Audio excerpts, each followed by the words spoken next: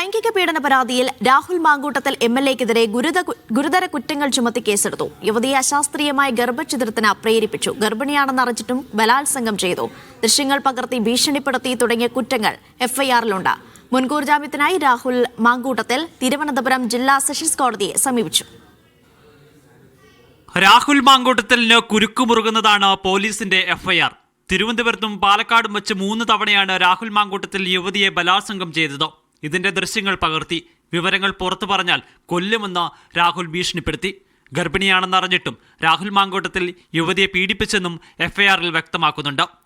2025 May 30-നാണ് ഗർഭചിത്രം നടത്തുന്നതിന് തന്റെ സുഹൃത്ത് ജോബി വഴി രാഹുൽ യുവതിക്ക് മരുന്നെത്തിച്ച് നൽകിയത്. തിരുവനന്തപുരം കൈമനത്തെത്തി കാറിൽ വെച്ചാണ് ഗുളിക നൽകിയത്.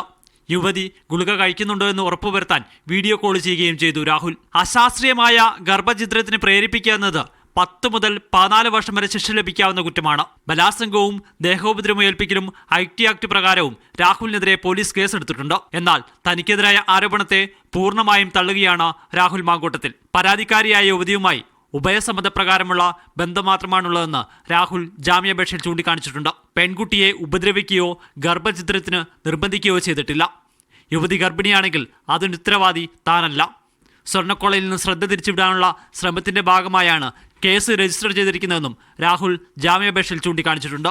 അതിനിടെ രാഹുൽ ഒളിവിൽ പോകാതിരിക്കാൻ ലുക്കൌട്ട് നോട്ടീസ് പുറപ്പെടുവിച്ചു.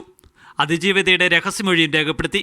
യുവതിക്ക് ഗർഭചിത്രത്തിന് മരുന്നെത്തിച്ചു നൽകിയ രാഹുലിന്റെ സുഹൃത്ത് ജോബിയെയും കേസിൽ പ്രതി ചേർത്തു. മീഡിയ 1 തിരുവനന്തപുരം.